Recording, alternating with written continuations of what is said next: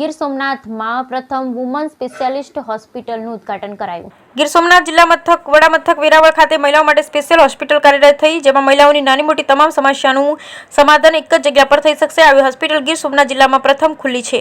માતે માં બીજા વગડાના વા માતૃશક્તિ એટલે સહનશીલતા, કઠોરતા, પરિશ્રમ સહિતનું ઉમદા ઉદાહરણ છે।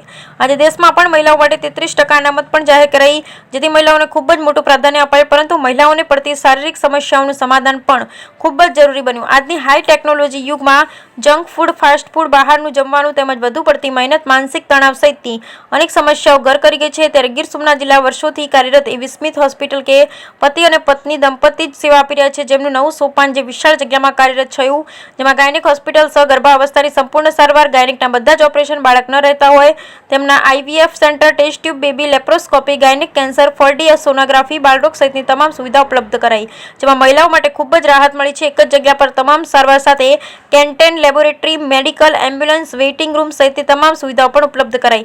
નામાંકિત ડોક્ટરની ટીમ સાથે દરરોજની 100 થી વધુ OPD સાથે દર્દીઓની રાહત મળી છે। હું doctor Praveen Kanani, laparoscopic surgeon. અહીંયા આપણે Kanani Smith woman hospital IVF centre ચાલુ કરવા જઈ રહ્યા છે, જેમાં IVF અને લેપ્રોસ્કોપિક બંને સુવિધાઓ મળશે, બરાબર।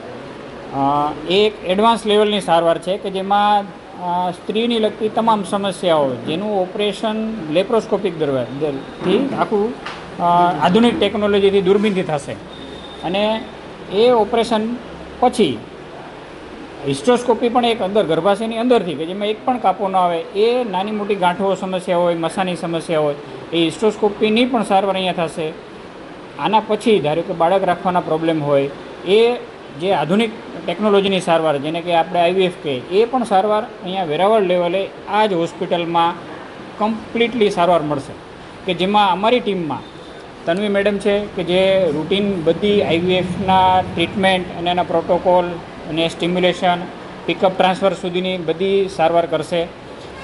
એની સાથે વિશાલ સાહેબ છે કે જે 5 વર્ષથી કાનાણી હોસ્પિટલમાં જોડાયેલા છે, કે જે IVF સેન્ટરના ચલાવે છે, એ એની સાથે રહેશે, દર શનિવારે અહીંયા વિઝિટ કરશે, એની સાથે હું પણ હોઈશ। અને આ પેશન્ટને જ્યારે દૂરબીનના ઓપરેશનની જરૂર પડે, કે જેમાં ગાંઠ કાઢવાની હોય, કોઈ મસા હોય કે કોઈ બીજી સમસ્યાઓના કંઈ પણ ઓપરેશન કરવાના થાય, તો એ પછી મારા નિગરાણીમાં અહીંયા હું દર મહિને એકવાર ઓપરેશન માટે આવીશ। મારું નામ છે ડૉક્ટર રવિ ઝાલા, હું MD ગાયનેક છું। મારા વાઈફ છે, એમનું નામ ડૉક્ટર તન્વી ઝાલા, એ DGO છે। અમે સ્મિથ વુમન્સ હોસ્પિટલ નામની હોસ્પિટલ 4 વર્ષથી વેરાવળમાં ચલાવીએ છીએ। હવે અમે નવા સ્થળે જઈએ છીએ, આજે નવી હોસ્પિટલ, નવી ફેસિલિટી સાથે અને વિશાળ હોસ્પિટલનું બાંધકામ અને જગ્યા સાથે અમે નવી હોસ્પિટલ સ્મિથ વુમન્સ હોસ્પિટલ નામે ચાલુ કરીએ છીએ। સાથે સાથે IVF Kanani Smith IVF centre એ પણ અમે જોડે નવો પ્રારંભ કરી રહ્યા છીએ।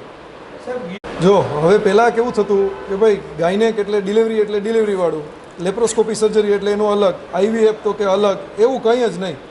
હવે વુમનને લગતી બધી જ વસ્તુ, બાળક જન્મે પહેલાં તો બાળક ન રહેતું હોય એની પણ ફેસિલિટી ન થાય, એની સારામાં સારી IVFની ફેસિલિટી, પછી બાળક રહ્યા પછી એની ડિલિવરીની સુવિધાની ફેસિલિટી, મોટી ઉંમરના ફિમેલની અંદર માસિકને લગતી સમસ્યા, ઓપરેશનો, ઇવન કેન્સર સર્જરી સુધીની બધી જ સર્જરી ગાયનેકને લગતી અહીંયા થશે।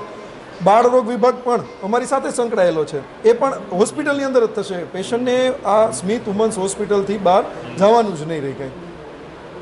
વ્યવસ્થા મારી જૂની સ્મિથ વુમન્સ હોસ્પિટલમાં પણ હતી, અત્યારે પણ અમે કાર્ડની વ્યવસ્થા માટે એપ્લાય કર્યું છે, પાછું 2 મહિનાની અંદર ચાલુ થશે। બાળરોગ વિભાગમાં પણ અમારે કાર્ડ છે, અને એમ્બ્યુલન્સ માટેની અમારી હવે એમ્બ્યુલન્સ ચાલુ થશે સ્મિથ વુમન્સ હોસ્પિટલની।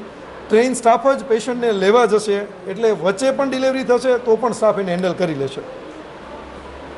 તન્વી ઝાલા છું, DGO કરેલું છે, અને હું અહીંયા સ્મિથ વુમન્સ હોસ્પિટલમાં 24 કલાક અને 12 માસ અહીંયા ફિમેલ ગાયનેકોલોજીસ્ટ તરીકે અવેલેબલ છું। જે સ્ત્રીઓને સ્પેસિફિક લેડી ગાયનેકોલોજીસ્ટની રિક્વાયરમેન્ટ હોય, કે એમને જેવી ઈચ્છા હોય કે લેડી ગાયનેકોલોજીસ્ટની તપાસ કરે, એમની સારવાર કરે, એના માટે હું અહીંયા 24 કલાક અવેલેબલ જ છું।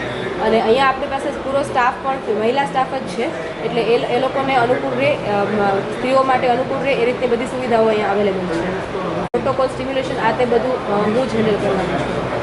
બાળક રહેવાથી તકલીફથી લઈને તરુણીઓમાં માસિક વધુ આવવા, ઓછા આવવા, વહેલા મોડા આવવા, અંદર કોઈ ગાંઠ થવી, એ બધી પ્રકારની બધી સમસ્યાઓના નિદાન છે. પછી સ્ત્રીઓને પ્રેગ્નન્સી રહેવામાં તકલીફ થવી, પ્રેગ્નન્સી રહ્યા બાદ કોઈ તકલીફ થવી, એ બધી સારવાર છે. ડિલિવરી છે, સિઝેરિયન છે, મોટી સ્ત્રીઓમાં ગર્ભાશયના તકલીફો છે, ગાંઠો છે, એ બધા પ્રકારના ઓપરેશન, કેન્સર સુધીના ઓપરેશન, એ બધી સારવાર અહીંયા આપણી પાસે અવેલેબલ જ છે.